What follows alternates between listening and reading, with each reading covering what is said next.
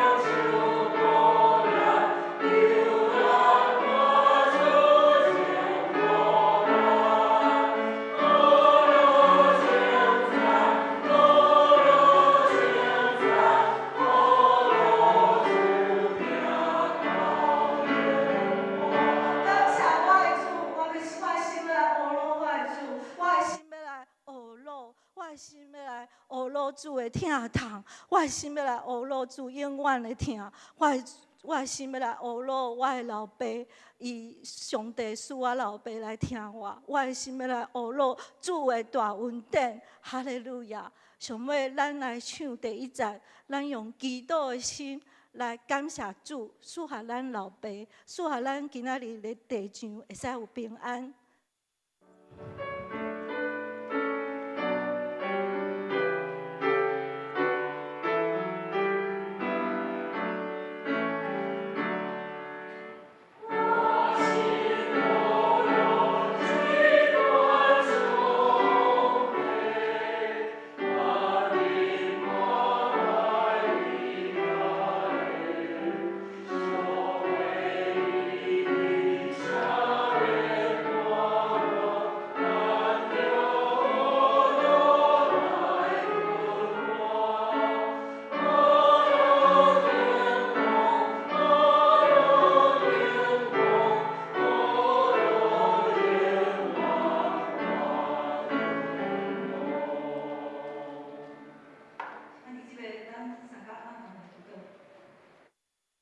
主必疼痛，阮的主耶稣，感谢你赐予我爸爸。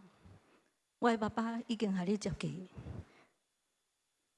伊的意爱就是爱我听主、侍奉主、受洗，进入你的天国。我要感谢你，虽然我有一个无够野的地方，求你原谅，求你伫即摆。阮中间有失去老爸的，你来切去伊的目屎，害伊的心知影伊的爸爸已经暗惜，你也甲伊伫底，你要永远甲伊伫底。感谢主，无论你对倒位去，耶和华上帝都要甲你伫底。感谢主的恩典，求你圣神甲阮伫底。今仔日祝福马牧师甲。今仔日书会正旗长老，甲今仔日总共的献诗，阮拢献上无尽的感谢。安尼祈祷奉主耶稣基督的名，阿门。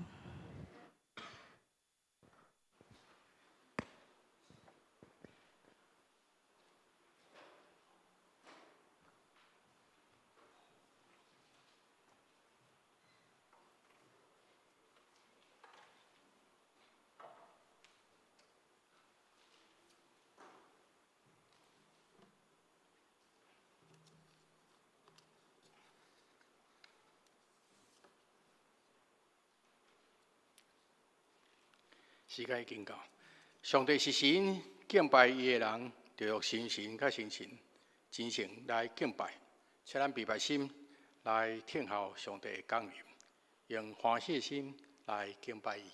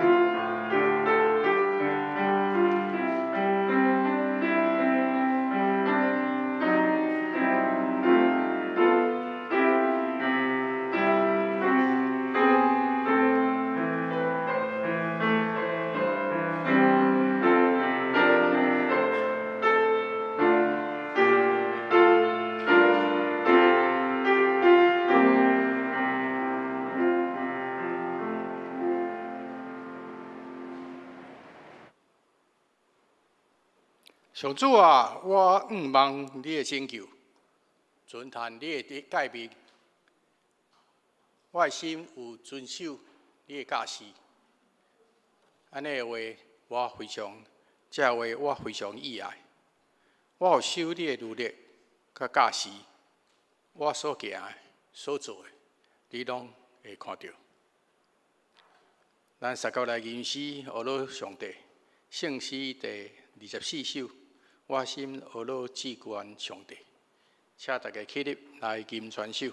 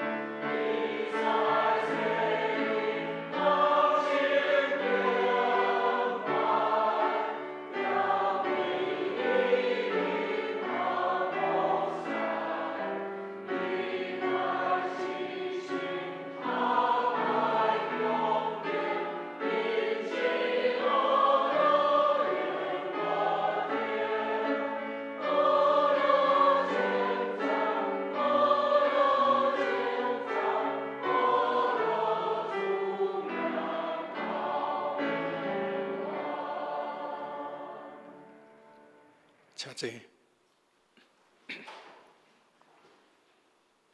咱撒卡额头来祈祷。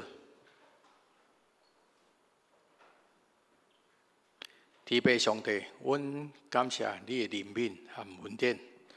伫即早时，你引带阮的脚步，互阮当平安顺遂来到你的面前，来敬拜你、学罗你。阮满心学罗你，你创造天地，主宰万物。又搁差遣你的独生囝，替阮死伫十字架顶，用伊的宝血洗清阮的罪过，互阮因为信就得到赦免，成做新造的人。借着耶稣基督的我，阮得到永远的活命。阮也感谢你赐下信心，甲阮伫地，引带阮，通接受你的教示，互各人拢通明白你对因的旨意。主啊，你是全能的上帝，无所不知，无所不在。求你帮赞，阮有信心，嘛有行动，毋通单啊顾家己的代志，嘛爱关心其他兄弟姊妹的需要，愿意去做正人的工，互阮扩大阮的眼光，伫阮骹踏的所在来勇敢做你的见证，传福音，用你的名来领人归主。阮毋望来成做你的器具。阮了解阮所做的，毋是我靠权力，毋是我靠才能，是我靠你才会完成。上主啊，你有满满的怜悯甲恩典，求你赐予阮谦卑的心，愿意拍开阮的心门，就算是信心微小的提醒，阮也通听伫。赐予阮气力，学习你的样式，用互相疼痛、互相支持，来担起你交代互阮的使命。伫世间人的面前来显明你的荣光，互众人拢明白你的真理，拢来倚靠你。阮今向你大声恳求，望你来看顾阮的教会，嘛疼惜阮即块土地，互这社会和平，国家毋免面对战争的威胁。过几工就是爸爸节。求你赐福，互所有爸爸有教养的恩典，对每一个家庭做好祭司和先知的任务，引带每一个亲人拢来倚靠你。下面的时间，我请你靠我顾，请信心甲阮伫咧，开阮的心门，听你对阮讲话，互讲的听拢受到感动。安尼感谢祈祷，拢是奉主耶稣基督的圣名，阿门。这是来交读启应文第35篇，这嘛是真严的第4篇啊吼。我来听大家，我的囝儿着听老爸的教示。因为我用好的道理予恁，我爸爸做老爸的囝，老爸有教示我，讲你着记牢我的话，着追求智慧，追求聪明，毋通袂记哩。毋通弃杀智慧，伊会保护你。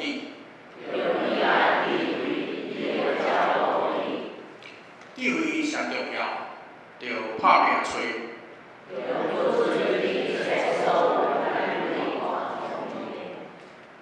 你尊重智慧，伊会高举你。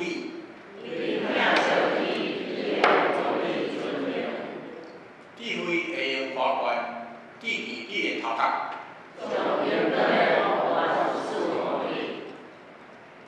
我的囝着听，着领受我的话。我有指示你智慧的路。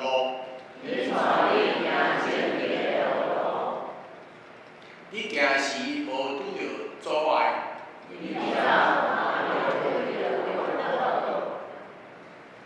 着持守教示，毋通放松。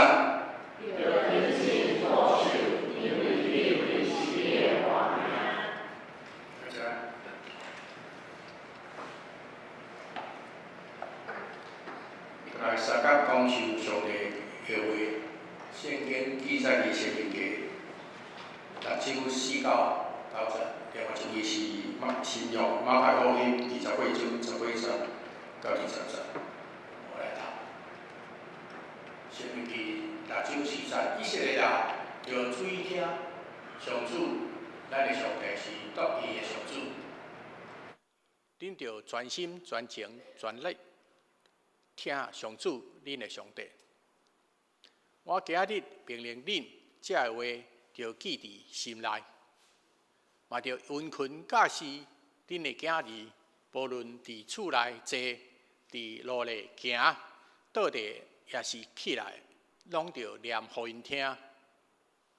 搁着绑伫手里做记号，绑伫头遐提醒，着写伫厝的门徛，嘛着写伫城门。第二位马太福音，耶稣行活去，甲因讲：上帝已经将天顶的地下一切的权柄拢互我，所以恁着去招万民来做门徒，互因洗礼，互因归伫爸、囝、圣神的名，教示因遵守我所予恁的一切命令，就会记伫我逐日甲你同在，直到今世的结束。先读到这。这时来请圣歌队来学乐，因所要吟的诗歌是《爸爸我爱你》。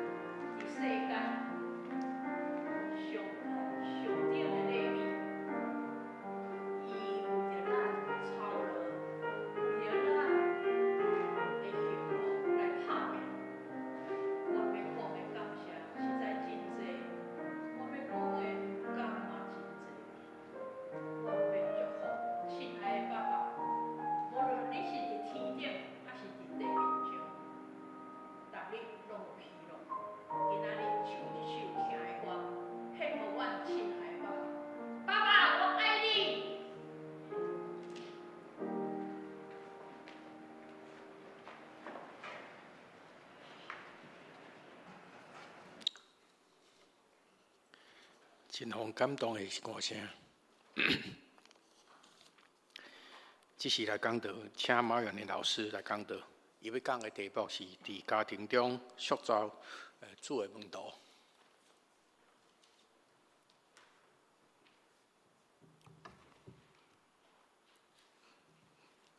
弟兄姐妹平安，感谢神让我有机会来到教会分享容许我用华语来讲道。接下来这个礼拜是父亲节刚刚有献诗，然后也刚好是我爸爸的80岁生日。然后昨天就接到一个我妈妈传来的照片，我爸爸在外面走路跌倒，然后额头上缝了7针，然后额头上、脸颊上、手肘、脚都是贴了纱布他年纪大了，可是都不听我们儿女的劝告希望他可以搬到我们比较容易照顾的地方，比较干净的地方但是他都不太听我妈妈也没有办法，所以我要代表所有的儿女奉劝这些我们当中的长辈们可能要听你们孩子的话让我们可以比较容易照顾，也真的是继续领受一些上帝的恩典那大概1年前我来这边有传讲过圣经的婚姻观。那提到婚姻是神给人最美好的一个礼物，是最深刻的人际关系，要反映三一神在爱中团契的特性，也塑造我们可以更像耶稣的环境。那同时，婚姻也是来比喻神跟以色列百姓的关系，也比喻将来基督跟教会的关系。我们在主里面要是合一的，所以婚姻非常值得努力。婚姻非常辛苦，非常不容易。我结婚到现在28年。然后3个孩子在青少年、高中、大学阶段，我们都知道很多的挑战，但是正是因为这样，婚姻是那么的重要，所以那是魔鬼撒旦第一个要破坏、要攻击的，也是如果我们期待我们的大环境有一点改变，家庭是第一个要恢复的，那我们从我们的婚姻开始，我们一起来努力。那去年有来稍微介绍一下协会，那1楼还有简单的文宣，如果去年你没有拿到的话，等一下中午用餐的时候可以在1楼拿如果可能你们有拿到我们的会讯是上一期的，有简单说明我们协会的一些工作。那今天我们早上要看的是在家庭价值几乎瓦解的这个时代，我们的家庭要怎么去发挥功能？最主要的功能就是如何塑造出跟随基督的门徒。所以我要先问一下，在我们当中。或许是你身边还有一些孙子女就不问了。有些还有小孩在你当中，你每天每个礼拜可能还会碰到的，或者我们当中曾经你在年轻的时候有配搭过儿童主日学，有带过青少年团契的。那当我们去看到孩子的时候，你都会想到说，我们期待孩子什么？我们看到其实我发现虽然我们孩子都快要到成年了，我在街上看到那个年轻的夫妻走在一起但挺个肚子，我都蛮有感觉的因为我觉得那是一个很有盼望的时候回想当年我太太怀孕第1胎的时候，很有盼望，我都期待将来生活会变成什么样子只是不料后面其实有很多的挑战跟着而来但是我们是有带着期待去期待一个生命的诞生。我们对孩子会期待什么？我们期待他从身体健康，我们期待他可以上学能够好好的念书，能够品性端正，将来出了社会能够好的工作，可能是正常稳定的工作就好。他能够有工作，然后有一天也许他可以成家立业，也学习经营自己的婚姻家庭。那这是我们对孩子的期待。但是当我们今天来谈到这个主题塑造门徒的时候，意思是我们要回过头从另外一个角度来想，那么神对我们父母有什么期待？上帝怎么期待我们所扮演的角色？几个月前我们教会有一个献诗，是儿童诗班跟成人一起献诗，他们唱一步一步一步又一步，耶稣引导孩子一步一步的成长。那我们会希望在前面这些孩子在10-20年后会站到后排去，跟另外一批孩子一起来献诗。不过很多年前有另外一个儿童主日学老师贴了一个照片是儿童诗班在圣诞节献诗的照片。那个照片里面有我们家的孩子，所以是10多年前他们都是小朋友的时候一起献诗的。然后我们看着那批熟悉的脸孔，这是现在的，不是我们孩子已经不在里面。我们看着当那个老师贴的那个我们熟悉的脸孔里面的名字，他们的名字都还在现在学青团契的名单里面，但是有一半的人已经不在教会，有一些是因为搬家，有一些是换教会，但是更多的情况，我们孩子自己知道。很多人就是可能在 Line、在 IG 有联络，但是他们晓得这些人已经不去教会了。所以事实上，在教会成长的孩子啊，经过我们大概这样子了解一下，大概有一半的人在成年以前就会离开教会。所以有一个问题，我们今天早上来想，就是信仰对孩子到底重不重要？我们很努力去传福音，我们自己在教会里面成长，可是整体看起来有一半的孩子会在青少年阶段还没有离家上大学的阶段，他们就离开了信仰。我们应不应该在意孩子的信仰？或者说，从圣经来看，上帝好像很在意，因为有很多经文就指向亲子关系。如果你家里的孩子是对圣经很熟的，他就会说：当然圣经讲很多啊，圣经特别提醒不要惹儿女的气。好，所以那个圣经讲很多。可是我们要想说，为什么保罗会在哥罗西书、在以弗所书讲了2次不要惹儿女的气？因为在亲子的互动当中，保罗特别要提醒，不要让孩子失去了志气，不要让孩子沮丧到在家里只想躺平。反正我怎么努力都没有用，反正爸爸妈妈你就是觉得我办不到，我做不好，都达不到你们的标准，那我就不要努力算了。为什么保罗警告我们说，不要逼孩子，不要跟孩子的互动走到这一步？因为父母还有领受更重要的责任，就是我们要照着主的教训跟警戒去养育他们。有很多经文都提醒父母要教养孩童，经文说要使他们走当行的道，就是到老也不偏离。因为有这样的教导，当然就会有另外一边的教导，提醒儿女要听从，要听父母的训诲，不可离弃母亲的法则，不要忘记，要谨守，不可以轻看耶和华的管教。所以带领儿女认识神、信主是很重要的，甚至对保罗来说，那个是身为教会的长老，只是很重要的一个条件。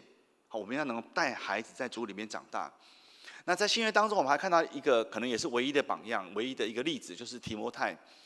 那因为提摩太的爸爸是外邦人啊，所以我们看到圣经写的是提摩太的信仰是从外祖母，然后到母亲，到他，信仰是这样传递下来的。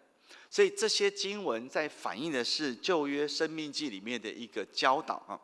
这段经文上面有一个红字啊，叫念起来是shama啊，shama就是听的意思，就是希伯来文听的意思。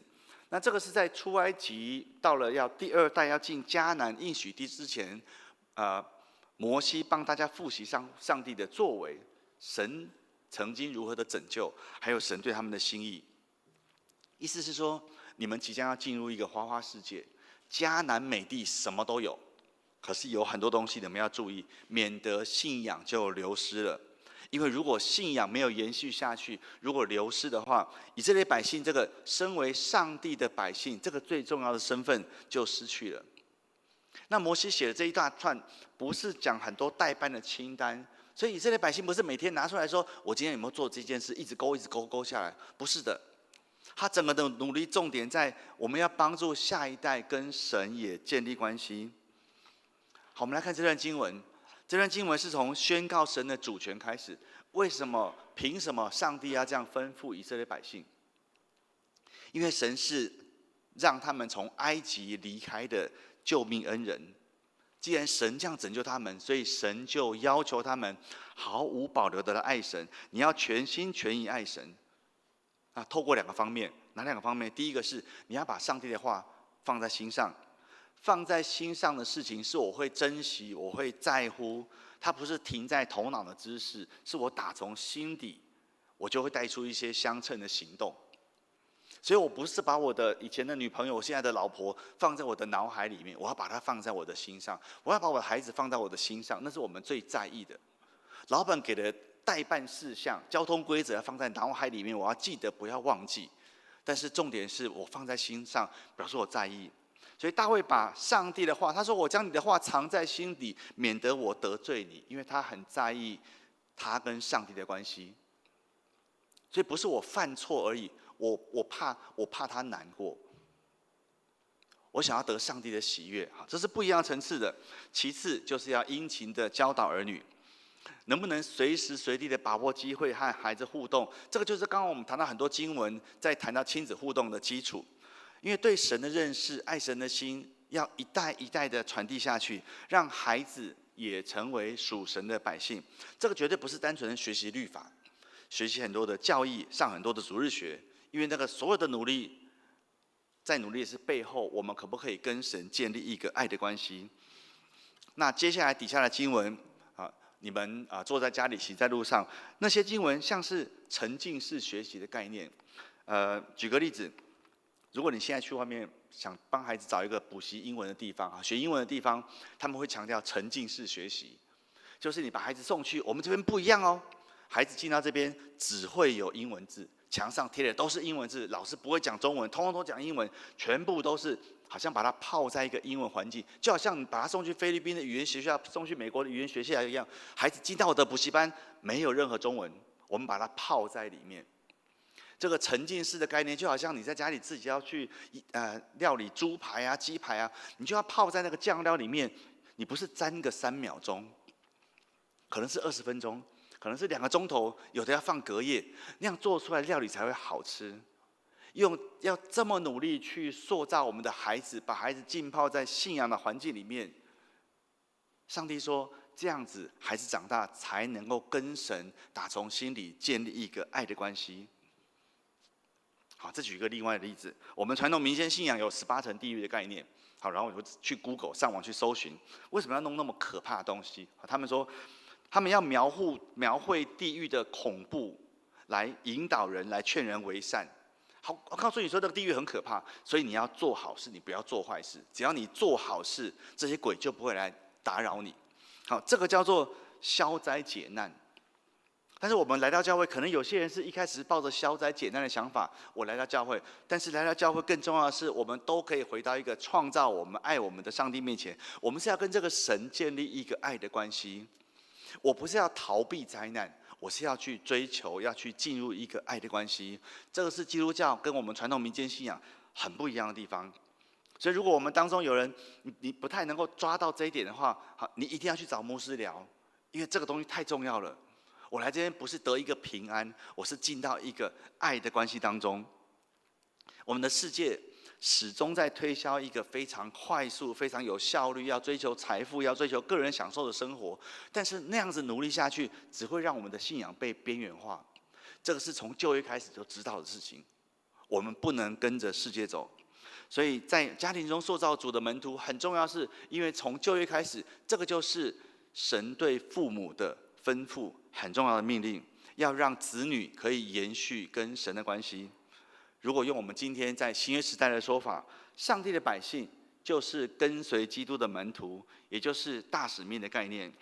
好，从中文看起来大使命讲下来有4个动作，好，包括你要去，然后使人做门徒，然后要为他们施洗，所以我们有洗礼。然后教训是教导的意思。好，你要有很多的教导的工作，主日学，好，从儿童主日学到成人主日学都有。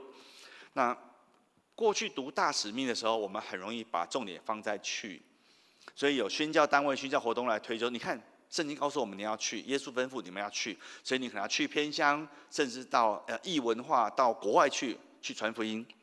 但是后来我们就慢慢理解，马太在写马太福音的时候，他去后面一定跟着一个更重要的动作，所以去本身没有要告诉你去哪里，而是你要去完成后面的动作。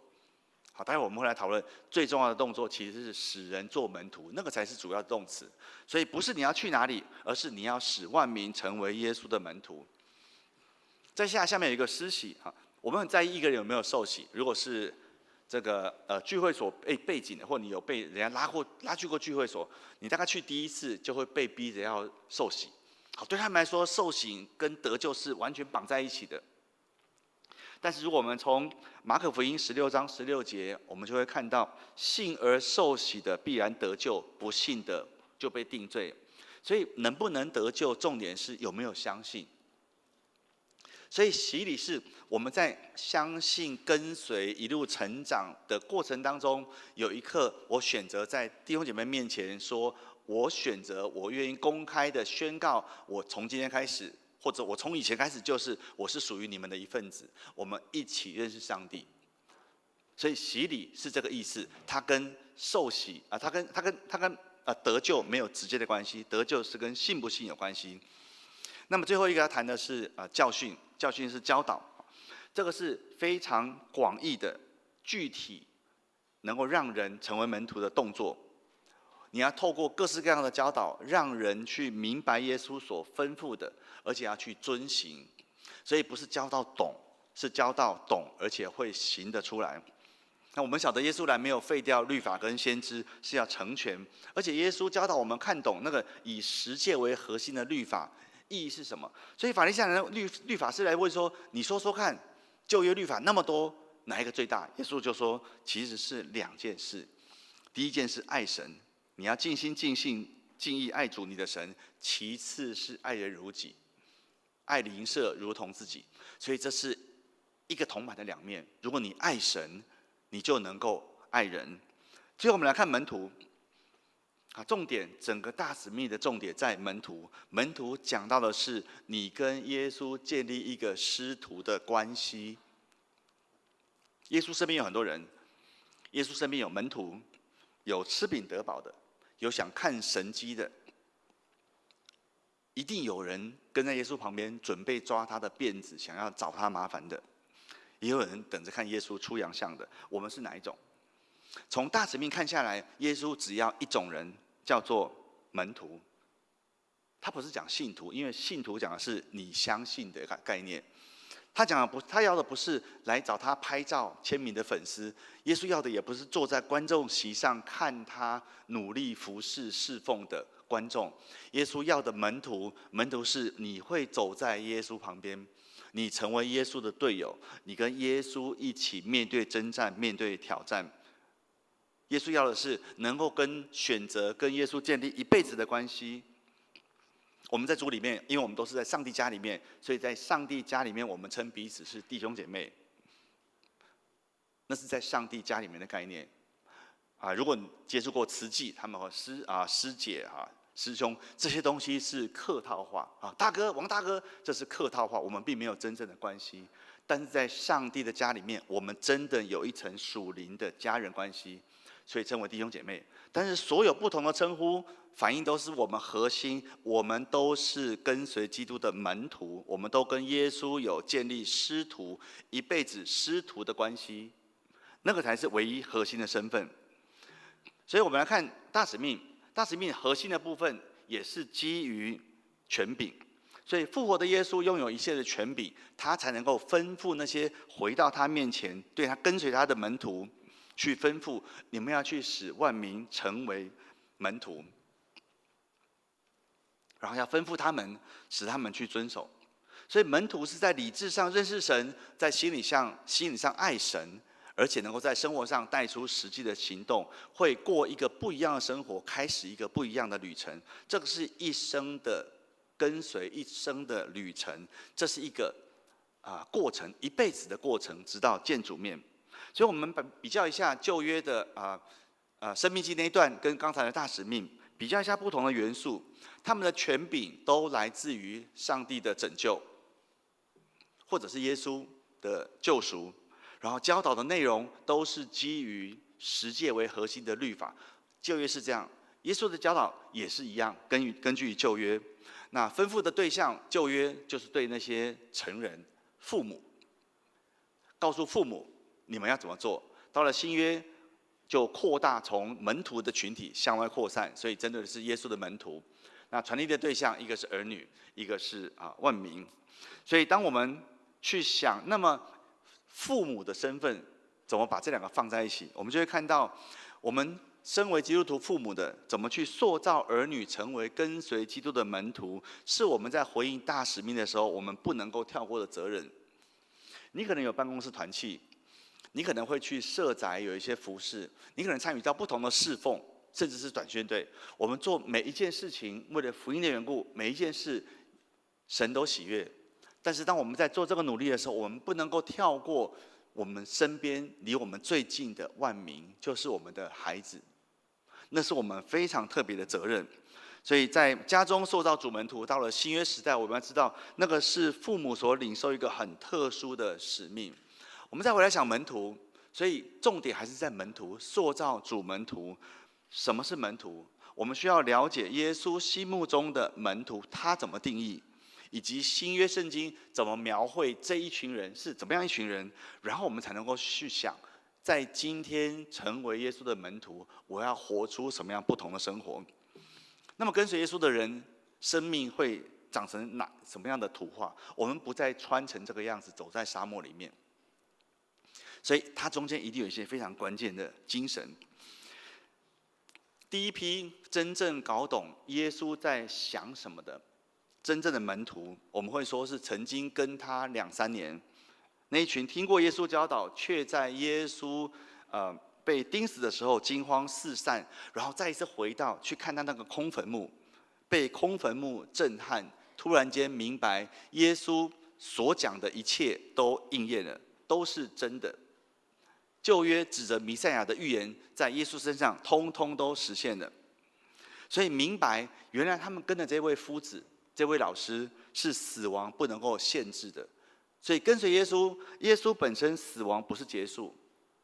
对于跟随耶稣的人，好像也要面对这样的一个生命，死亡不成为我们生命的结束。用最简单的方式来说，这一群门徒他们碰到是一个翻转的世界观。你不需要有太多的医学常识，你知道死了就死了，一只蚂蚁一按就死了，路上偶尔会有鸟的尸体，死了就是死了。可是这一个人，这个夫子，我们跟过2-3年的，他竟然可以胜过死亡。然后我们再回去想说，所以新约当中，耶稣到底怎么去形容这一批门徒跟随他的人？就用4卷福音书，我们想到说，天天舍己。舍己就是不按照自己的想法去做选择。我们想到计算代价，计算代价是你算清楚做门徒的代价跟不做门徒的代价，而不是我不计一切代价。那是有一点不太一样。做门徒是认真的想清楚要付上的代价，然后我愿意背起十架来跟随他，与神同行。所以耶稣对我们做门徒的呼召是放弃一个旧的生活，开始一个天国生活的呼召。所以约翰福音17章提醒我们，我们不属世界，可是我们却又被差遣要进入世界，像耶稣一样。耶稣不属世界，可是被差遣进到世界。又像保罗所说的，这是一个向着标杆直跑的人生。因为耶稣已经胜过死亡，所以所有跟随这一位夫子的门徒，死亡也不是结束。所以这一批本来看到耶稣被钉十字架就吓到四处躲藏的人，变成即使面对自己的死亡威胁也不惧怕。不怕死的人最可怕。所以他们就带出爆炸性的影响力，从以前到现在。你可以想象，对这批人来说，他们不只是开口传福音，他们是用他们的生命随时在为信仰做见证。事实上，跟随基督从历史2000年来，一直是非常严峻的挑战。上面有左边是一幅画，右边是一张照片。照片大家印象都还很深刻。这批人都是历史当中的人物，他们只是单纯坚持他们的信仰，坚持天国的价值观。那一批人穿着黑衣服的人拿着枪，不会问说：“你还要信长老会吗？你还要信浸信会吗？你还要在那个信义会里面吗？”他们问的不是，他们问的是：你要不要撇弃你所信的主？这批人只是单纯坚持他们的信仰，就付上生命为代价。可是更多的时候，我们所面对的挑战不是那么显而易见。我们面对更多的挑战是，我们能不能听见圣灵微小的声音，在提醒我们生活当中发生了很多事情。从旧约到新约，圣经最常提醒我们3件事：财富、权力跟信，然后挑战我们，你怎么看？世界的声音很不一样。黄子佼的新闻让我们感受到色情产业的威胁。如果你有留意那些对新闻的评论，除了批评他性侵、性骚扰未成年少女，持有一些未成年的性影像之外，对于看色情影片本身，基本上没有人在批评，它好像不是个问题，因为已经泛滥到一个地步，是你很难没有看到。对年轻人来说，特别是这样，透过网络科技的发展，每一个人随时手机拿出来，你都能够看到色情影像。所以有时候我在神学院，我就要问学生说：网络色情有多普遍？让他们自己去回想一下，网络色情有多普遍。这是他们的回答。字有点小，看不太清楚，没关系，基本上你躲不掉的。那么，网络色情是一个你不会在台上公开的地方做这样的事情。我在我的房间，我在我累的时候，我拿来放松，我不伤人，不害己。我不是当年的什么适龄之狼，自己在家里看的那种色情影片以后受不了，出来去随机找人性侵。我不伤人不害己，有没有错？其实这几年的研究，针对网络色情的影响，看到非常多。各位，如果你没有接触，你没有想到它的影响这么大。甚至我会提醒神学生说，我们要知道的时候，其实网络色情在挑战上帝在创造里面对于性爱婚姻的心意。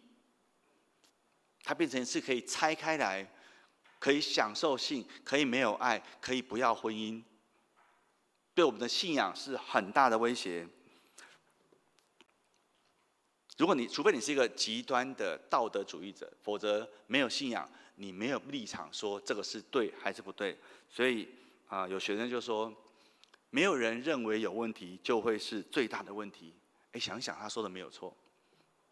因为已经到了地步是没有人觉得有问题。如果你身边有青少年，你问他有没有看过，你会知道他知道的东西，他看过的东西比你想象的要多。可是，在他们的环境当中，没有人告诉他说那个有问题。第二件事情讲权利。那因为劳动部一位公务员因为疑似被霸凌而轻生，爆出了公家机关一连串的霸凌案件。那私人企业很难去检讨，所以从公部门开始，接着又有内湖台达电的这个替代役的跳楼案件。权利相对就是有责任，我们为了要负起责任、达成任务，一定有压力，会带着情绪。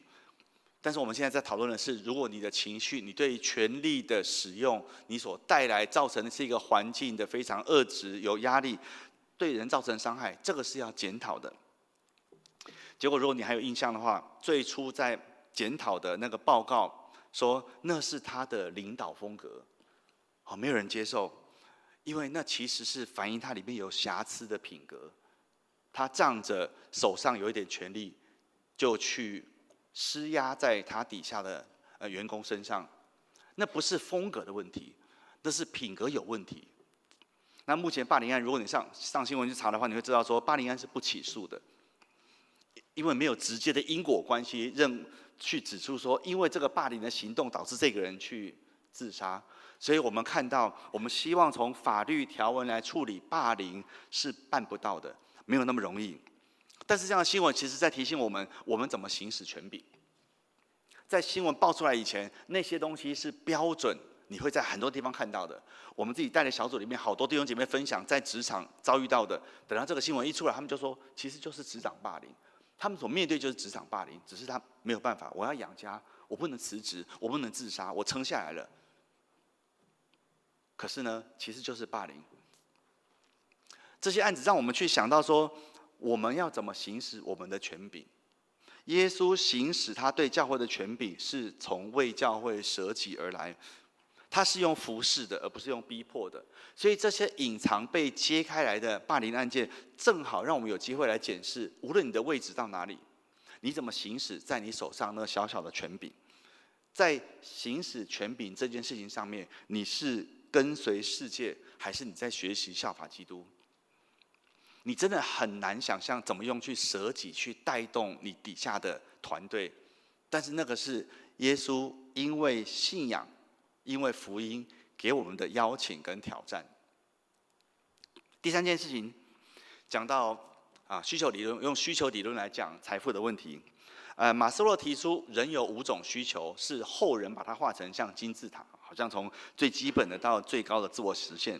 但是马斯洛提出就是5个概念并没有阶层的分别。但是现在心理学家就发现说，好像事情没有那么简单，因为食衣住行生理需要很重要，但是更需要的是我们要跟别人连结。一旦有人在你旁边，小婴儿如果懂得用哭声唤醒爸爸妈妈的注意，他就会有东西吃，他就会有人保护他。所以他们重新把这个需求理论改了一下，改成一个像帆船的。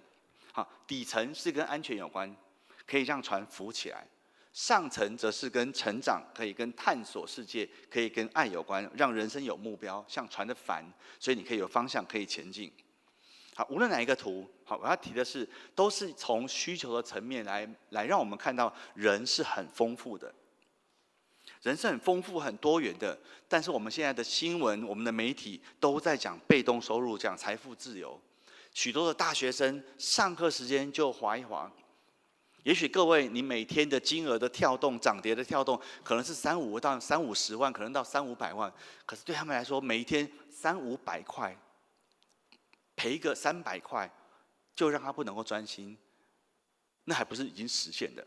今天他跌了3000块，他中午就吃不下饭了。我们的孩子是在这样的环境长大，食衣住行这些是最基本的需要，可是现在被无限的放大，到一个地步是更高层次的这种人际社会的需求、自尊、自我价值，通通都被财富淹没。只要你有钱，好像什么都有了。只要你有钱，好像什么都有了。现在的房子是投资的标的物，所以你会需要有第2栋、第3栋、第4栋，你会有这个希望，我可以透过我自己住的以外，我可以创造更多的价值。股市本身一个金融高层他说，政府的运作方式让我们的股市中外都一样，变成是一个大赌场，那不是一个真正的投资。如果你要投资旁边那个弟兄去开一个面摊，你不会在下个月就说30万还我。投资是你愿意把心力放下去，是一段时间以上。我叫你投资在你的婚姻当中，不是3天说来吧，我们去登记离婚，那个才叫做真正的投资。年轻人看到的，他们的目标就是赶快赚到第1桶金，因为手机打开都在讲这个。你问他说，20岁年轻人赚到第1桶金以后，你要做什么？我要让它变成2桶，然后变成5桶，然后呢，没有然后了。因为没有人告诉他们怎么样更有效、更妥善、更有意义、价值的去使用他手上的财富。那么，对于生命的热情呢？对于上帝可能要给他的呼召跟使命呢？都没有了。为什么会这样？为什么单纯我拥有的财富，回头好像买掉了我所有的热情？圣经提醒我们，不能一边侍奉神，一边侍奉马门。耶稣教我们看，财富本身就是一个会能够影响人的权势。当你以为你拥有它的时候，他回头拥有了你，你就没有了自己。从天国的比喻来看，如果上帝给你5000两，你的责任去再赚5000两；如果上帝给你2000两，你的责任就是再赚2000两。其实，如果上帝给你500两，你的责任也是再去赚500两。然后呢？然后不是继续的翻倍，然后是回到上帝面前，主，我该怎么使用你给我的聪明才干？你给我从父亲母亲那边继承的能力、工作的能力、赚钱的能力，我该怎么使用我手上的这一笔钱？这都是上帝给的。世界没有教。世界不会教我们的年轻人，如果你不教，他也没有地方可以听到。所以认识神重不重要？认识一个准神、一个标准、一个救恩，到底重不重要？前一阵子参加一个小组，家里的追思礼拜，每一次参加丧礼，都觉得那是上帝在提醒我们生命的有限。如果你有一段时间没有参加追思礼拜，把握下一次机会，你只要坐在那边去感受，他在提醒你，我们的生命是有限的。想象一下，如果你不是意外突然过世，你有机会在最后那几天，你停下来想，你知道你已经走到了生命的终点线，你会最在意什么？如果你真的有机会，你知道你站在生命的终点线之前，你会回想，你会最在意什么？你会不会很惋惜，说我怎么错过了那一次崩盘，然后 all in？ 还是你会对探访的牧师说：“哎呀，牧师好可惜哦，我都没有机会来介绍我那辆车，我那个房子，我应该让你来探访，看一下我的豪宅的。”我们最在意的，可能是那些来不及跟他说谢谢的人。我们最在意的是来不及跟他和好道歉的人。你会发现，人生中最重要的其实是那一批，他们应该围绕在你身边，握着你的手，跟你一起回忆我们曾经走过哪些点点滴滴，去了哪边，经历了什么。那一批人，那是我们生命中最重要的事情。让你最欣慰的，很可能是你可以放心的跟他们说，没有关系，我们都在主里，我先去，待会不久之后我们天上再见。这个是终点，这个是作为个人的终点，以终为始，回头看可以帮助我们做对很多的决定。长远的眼光可以帮助我们修正我们努力的方向。如果刚才描述那个画面真的是你认为真的是很重要，明天开始你一定会做一些不一样的努力，就是这么简单。因为你知道有一天是那一幅画面，你就会做出不一样的努力。个人是这样，整体环境也是这样，台湾也是这样。我给大家看一个国发会的报告，这是台湾的人口趋势，字有点小，没有关系。那个红线的地方是2019年台湾的人口达到高峰2360万，随着少子化，他们有3条线哈，在右边浅蓝色、蓝色，还有底下橘色，那个是他们估计啊。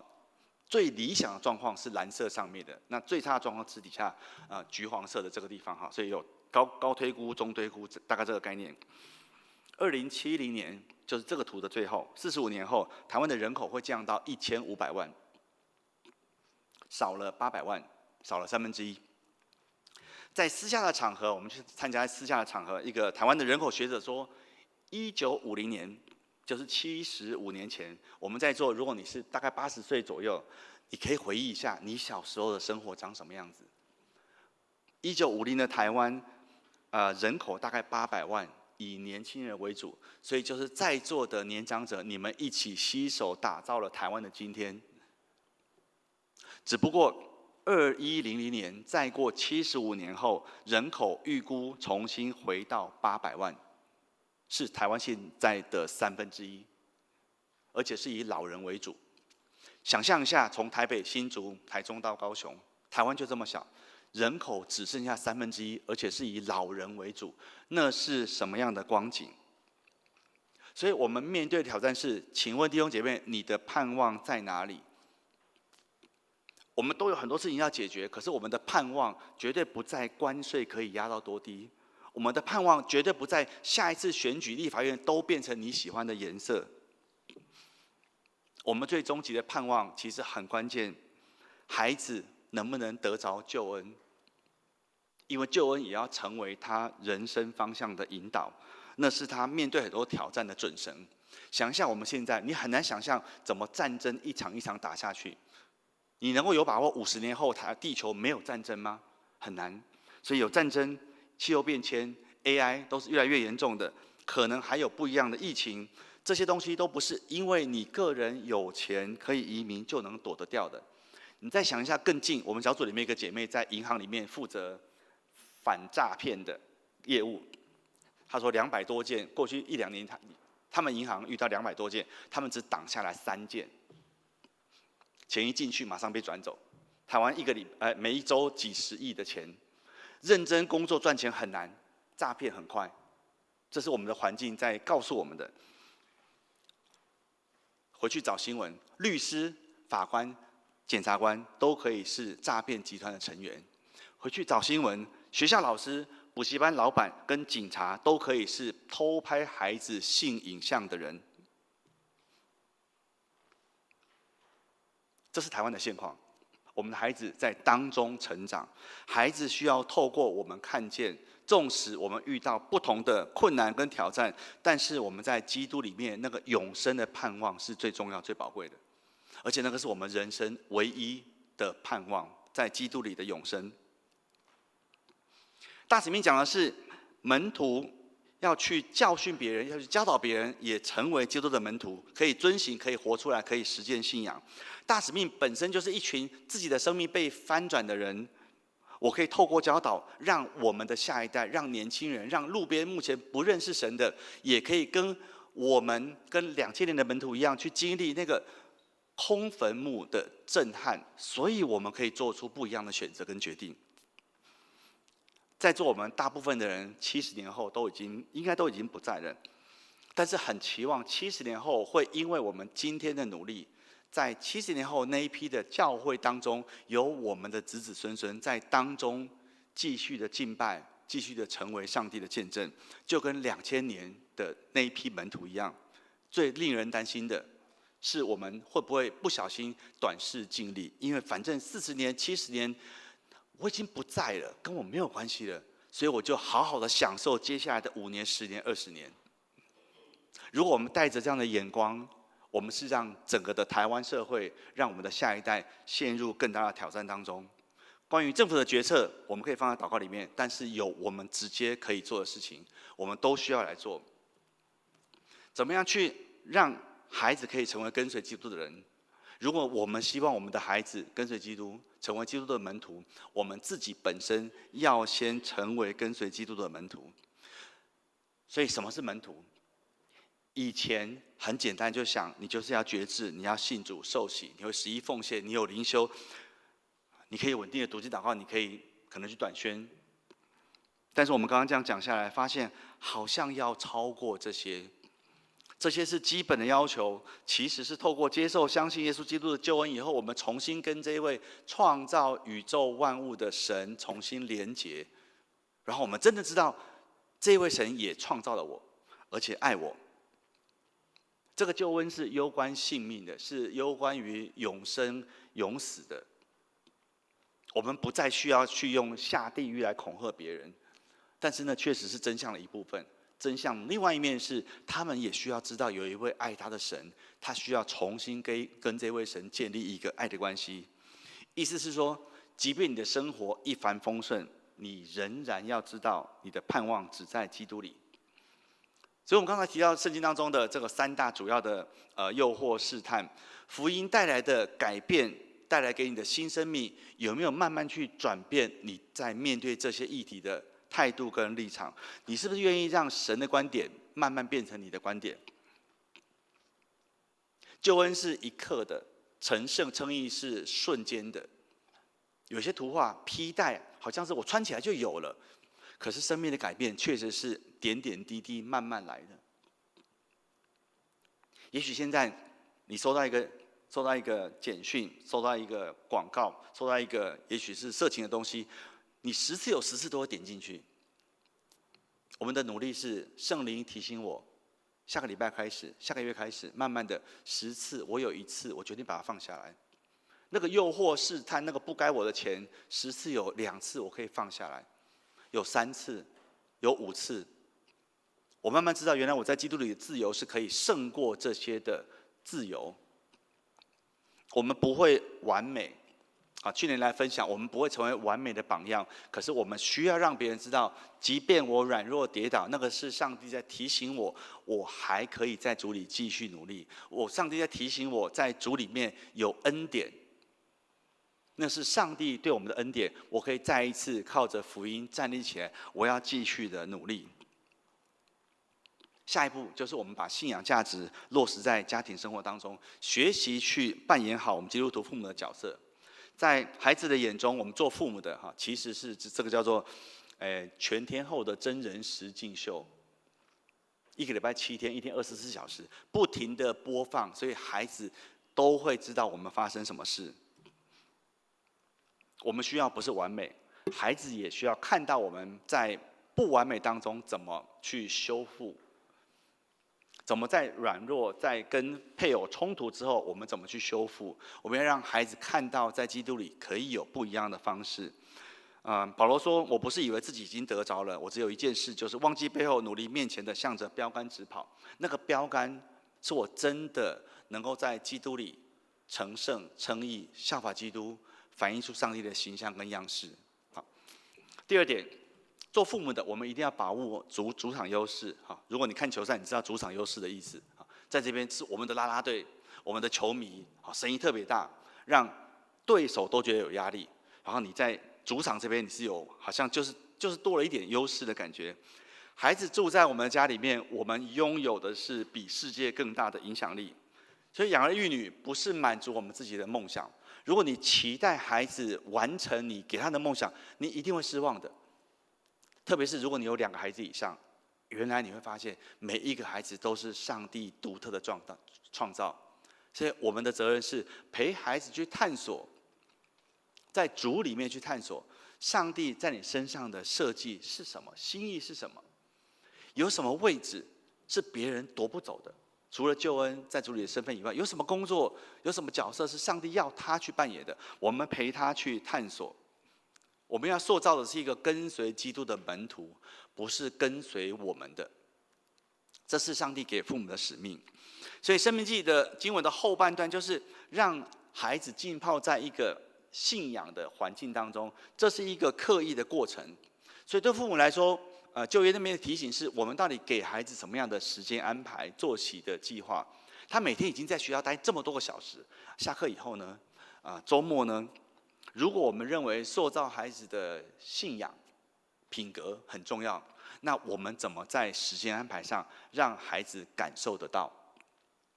那个才是真的。对孩子来说，我们怎么说这个重要、那个不重要都没有用。他从我们给他的时间安排，他就晓得。这不是假装，为孩子刻意安排一些时间规划，这个不是假装，而是当你知道你有一个清晰的目标，你要去迈进的时候，你一定会刻意做一些努力。你问所有的职业选手，他们都会知道，我进健身房，我在球场上努力，我都是刻意的。我今天就是要比昨天更努力一下，我今天就是比昨天多投30颗球、50颗球，为的是往我的目标迈进。所以那个不是刻意，不是假装，是你知道你在努力什么。所以从家庭生活到教会生活，像《申命记》所说的，我们做父母的把握所有的机会，跟孩子去讨论、去对话，不是让孩子习惯一个文化而已，而是要透过这个过程，让孩子可以热爱上帝，可以拥抱耶稣，然后随着他慢慢长大，去解决他所面对的挑战，让他能够认同他在上帝家里面这个上帝儿女、基督门徒的身份。然后他越来越能够帮助他，越来越能够从信仰的立场跟世界来对话。做父母的，如果你觉得说，其实我信仰没有那么熟，没有关系，教会有牧师，然后现在有 AI， 你用 ChatGPT 问孩子问你的问题，他给的答案大概80%没有问题。所以你不用怕不懂得跟孩子对话，反而是你一定要跟他对话。传统的门徒塑造比较在想的是怎么让一个人从不信到信，但是从父母这个角色，你就会发现说，原来我们要陪孩子从小到大，孩子越懂越多，我们要越教越多，而不是单纯从不信到信。好，第3件事情很重要，靠父母真的忙不过来。所以非洲有一句谚语说，养大一个孩子需要花全村人一起的功夫，所以有人翻全村供养。旧约是以色列百姓，百姓本来就是复数。新约讲的是跟随基督的门徒除了指特定的门徒某某之外，新约里面讲到门徒，通通都是复数。意思是我们在群体当中一起努力。任何一个家庭的父母，你们没有单打独斗。到了教会，我们每一个人，即使你只是参与在招待，中午的在楼下1楼的帮忙收拾，那个都在让孩子看到，原来在这个上帝的家里面，每一个人都可以付出一点点心力，这是为了上帝的家庭的缘故。所以，我们要在家里面去塑造跟随基督的门徒，父母要先成为门徒，然后要把握在家里的机会，到了教会，全体一起来帮助我们孩子成长。好，所以接下来就分享一点去年有提到的如果去年没有拿到，等一下在1楼可以拿我们一个简章。所以我们会希望是对不起，那个 DM 文轩我们会希望是教会重新去想，我们不是在做婚姻工作，我们不是在儿童主日学，不是在做血亲团契，不是在帮人家做交友恋爱或做什么亲子效能，我们在讲的是在人生的不同阶段，是塑造往一个做主门徒的方向去塑造。所以从出生一直到进入婚姻，建立自己的家庭，你可以想象是一个循环。每一个阶段都有很多不一样的挑战。如果你多问一些人，你就会发现，不同的议题会导致不同的人就离开信仰，选择离开。信仰被挑战，我发现我没有办法回答，那我为什么要去教会？然后发现孩子慢慢长大，他说：“教会讲的东西跟我们没有关系。真的没有关系，跟他的生活没有办法对话，所以我们怎么帮助孩子用信仰去对话？有好多议题是我们在这一代所看到的。那我们希望教会是可以一起努力，帮助孩子在当中去成长。无论是哪一个议题，你有兴趣，你有负担，你有感动，请你们主动跟教会联络，了解目前教会的需要，因为单单靠几个传道人，这些事情都做不完。如果你有兴趣，你可以在任何一个议题上花一点时间去晋升、去了解。原来我要帮孩子先排毒，那个毒哪里来？从学校的课本来，从学校的老师来。你没有想过，现在的教育环境是你需要去怀疑的，你需要去担心的。我的女儿现在21岁，然后跟她聊感情的事情，发现他们这一代。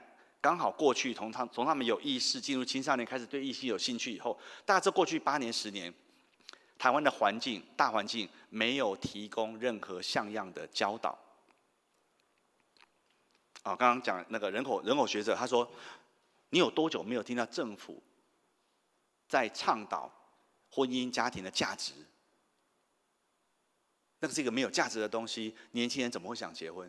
我很喜欢一个人，我可以跟他上床，我可以跟他同居，我为什么要结婚？所以在大学教书的一个老师朋友，他说，以前年轻人来问他说，老师就学生，老师我跟男女朋友有冲突聊一聊，听老师的建议。后来说，老师我跟我同居男友有冲突听老师怎么讲，给点建议。他说最近开始真的有学生问说，老师我跟那个炮友中间发生了什么事，然后我该怎么办？他说他被吓傻了，他是想说，谁告诉你要去网络上找炮友？可是这是我们年轻人现在上网找感情问题得到的答案就是这样。然后再来就是包养几个月前包养的新闻，他们得到的就是这些。然后我们需要有人跟他说，不是的，上帝的心意跟这个不一样。那这是我们协会目前的努力整个婚姻家庭，我们希望是可以带动教会有多一点的想法。如果你对我们这样服事有兴趣，欢迎你加入脸书的粉专，或者是我们的 LINE 的官方账号。那楼下 DM 也都有，欢迎你们加入。那其实是为了我们自己的婚姻关系，为了我们教会当中的下一代能够跟随基督，为的是教会在这个社会能够一起在婚姻家庭议题上能够有见证。好，邀请弟兄姐妹在祷告上面，在经费上面和我们一起同工。好，最后我们一起来祷告。亲爱的主，我们看着在教会进出我们当中每一位可爱的孩子，我们期待他们都能够在上帝的家里面继续的成长。所以我们要在当中为父母、为服侍他们的人祷告，希望能够有稳定的婚姻，建立一个健康的家庭，让家庭可以安全、可以温暖。求主给父母智慧，能够用心学习，投入在陪伴孩子的成长上面。也求主恩待教会，让教会成为一个共同成长的群体。我们真的可以因着基督的缘故，我们彼此支持，切实的在不同的生命阶段上面，在不同岗位上来做你的见证。我们盼望在下一代，在一代一代的敬拜当中，都有我们的子子孙孙在其中。奉耶稣的名祷告，阿们。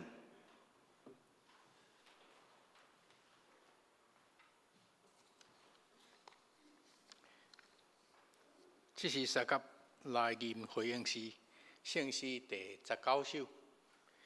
为着美丽的地面，圣诗第19首。请大家起立来吟全首。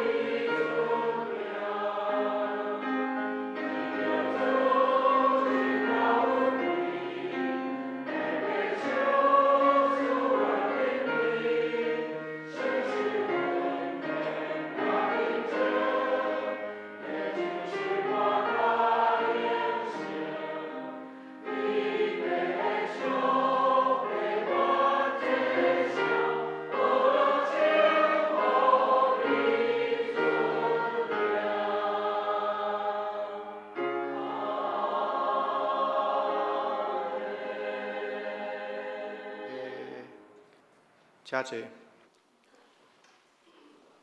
只是大家来奉献，咱来奉献，回应上帝听甲恩典，请出现的同工。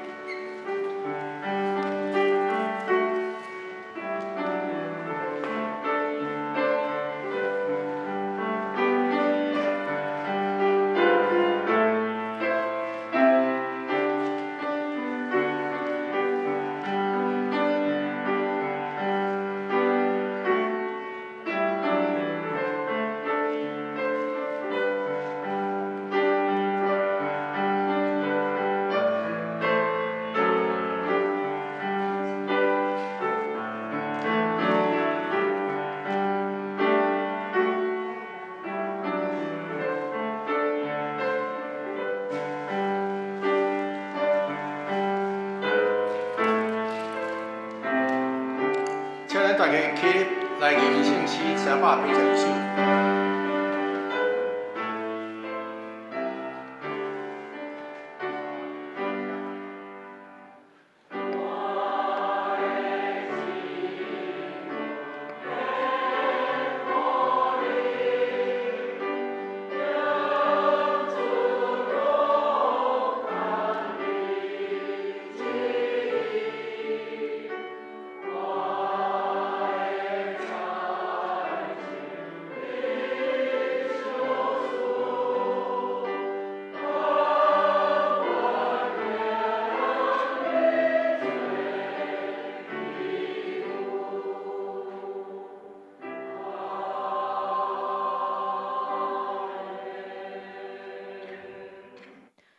主比跳台湾的特别上帝，阮感谢你，你的祝福引带，互阮逐工有勇气。你的恩典甲慈爱，是阮逐工的快乐。你的看顾甲带领，是阮平安的源头。阮生命中所有拢是你赏赐，现今阮甘心乐意。献上金钱，做圣工的路用，愿你感纳，奉主耶稣基督的名，阿门。请坐。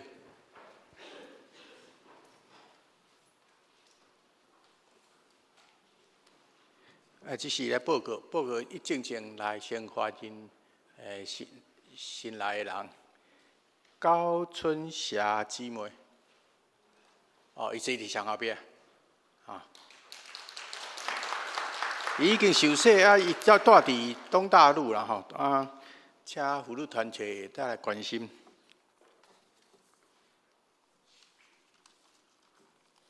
啊，我来报告一下咱教会的消息。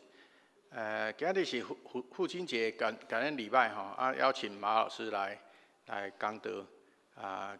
下晡阁有一个课程来请因翁仔某来斗阵处理，伫7楼，哦，欢迎大家来参加，感谢马老师的来。后一摆的圣礼典是9月7啊，吼，啊有洗礼，啊，若有伊要受洗的人，啊，兄弟再来甲干事报名，来安排受洗的课程，后礼拜主日还阁一个只要真理课啦，吼，是请黄汉军弟兄，伊本来是拢坐伫圣歌队，但是今日这个时间伊有一个白话字的课程，伊伫活水小组，啊，青少年的只要真理密集课程8月11开始上课，啊，赖牧师来主理，啊，欢迎来报名参加。这礼拜是延暗8点，有迄个月朔祷告会啊，是赖牧师咧主持，啊，请大家来一到阵参加。拜五是长者健康促进会，已经有报名，这是连续的啦吼。这礼拜五，应照有报名的人，嘛，只是8月初8先来到阵参加。有一个新的圣经速读班，是请小杨长老来主持。伊对这礼拜二要开始，应该7点半到9点，点半钟。目标是一年以来要读圣经一摆啦，看大家实际上进程的进度看安怎，再来调整。互大家紧紧来读圣经一遍，通明白圣经规核心的主题啦，第6点，要比久8月初8、3天伫宜兰有办迄个东港的退休会，礼拜日就是有一个教会咧做礼拜啦，礼拜日是，过来就是因23到24嘛有迄个小朋友的升级营，边仔咱有一个 QR code 啦，嘛是在春基系校长也是主学同工来报名啦，今年第2摆的洗手爱无限活动，阮差不多拢伫中小节附近，阮请迄个董理长老来详细报告一下。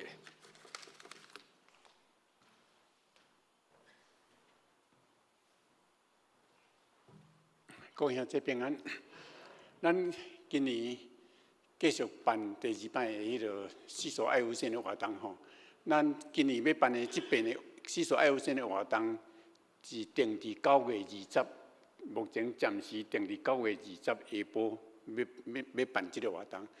我特别要报告的就是，咱过去咧办这种活动的是，拢是向咱附近的这里民去招这里民来参加，迄个里长甲咱介绍看，对几个人，是去市政府摕名单，市政府有迄种名单，就是讲较需要关怀的家庭啦，所以伊会互咱名单，咱就去邀请伊来参加。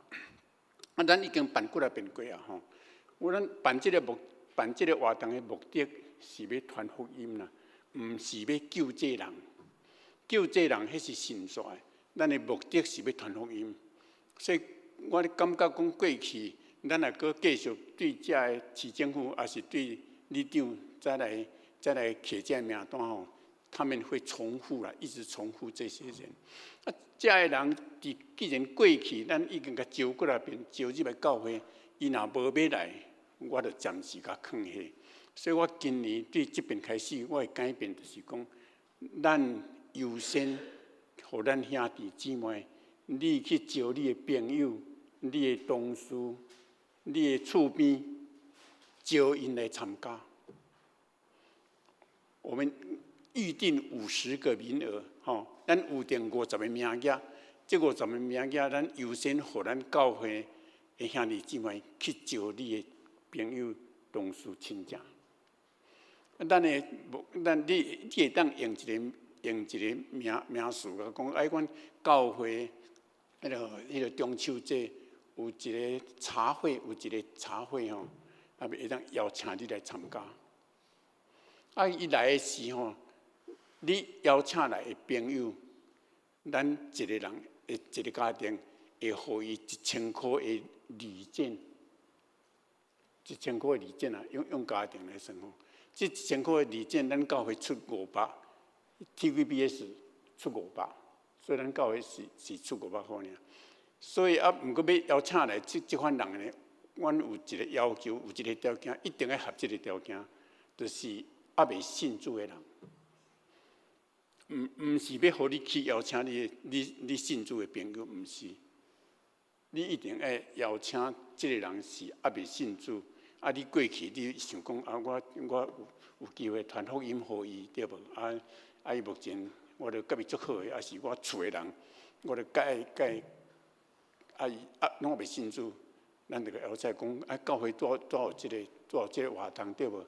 来当然1000块毋是目的啦，1000块是一个互因知影讲来安尼，咱有一个礼物这样子而已啦。所以。咱来当作讲邀请伊咱中秋节的一个茶会的活动，互因有这个名义会当入来教会。入来教会了，咱迄天了的是煞日，咱就第8期的幸福小组，就一直刷落。咱会当，阮就会当对这人内面去甲招讲，你愿意参加阮的幸福小组，继续落来无？所以，阮的同工有哪拢伫即个活动进前，阮拢会训练，会甲训练，甲互因知影讲，我伫活动中间，遐朋友入来时，我要安怎甲介绍耶稣，要安怎介绍福音，即阮拢会先训练过。哦，所以即件代志，我直接在遮报告，就是要互咱兄弟姊妹会当开始筹备去，知影讲，哎，我对几人，我想要邀请，阮报名。截止是8月底啦，8月31吼。啊，目的是咱9月20才要办，毋过假使咱教会邀请的朋友若讲无介济，因为我是拍算50个名额嘛，啊，若佫无够，我佫新的遐个名额，我就会叫你长去介绍里面啦，介绍里面来参加，啊是对市政府啥，叫伊佫另外一寡，互我一寡名单安尼。哦，所以阮今年是安尼办，好，谢谢。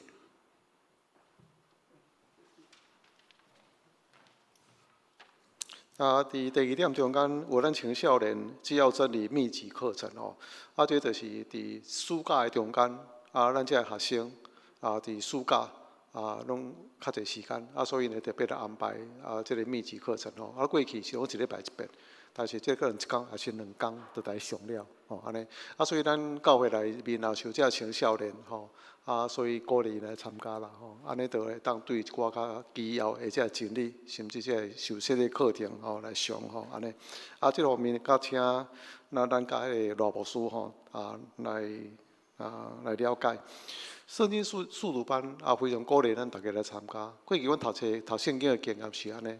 过去若无即种的说明导读，就安尼讲我对头开始读，差不多毋知影内底咧讲的重点到底是啥物，读过了后，就知大概拢有遮个记载，但是毋知影到底啥物意思。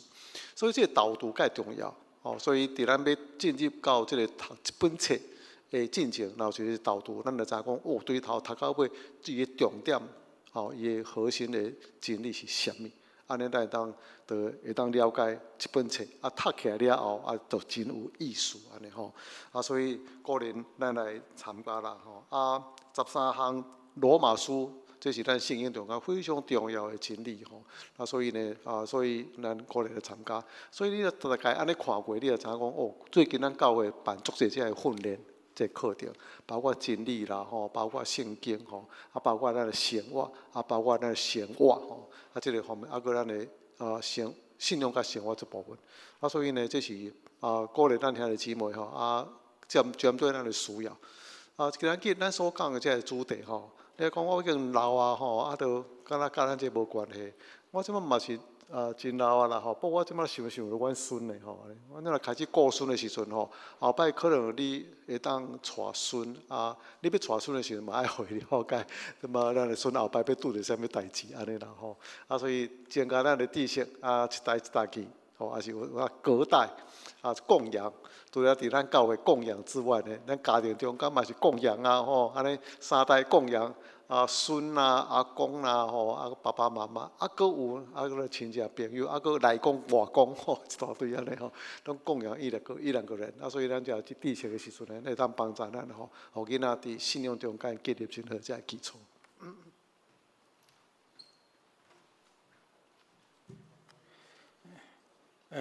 佮补充一点咧，第9点迄个，阮有一个实用 AI 入门的课程啦是由张庆海执事来主持。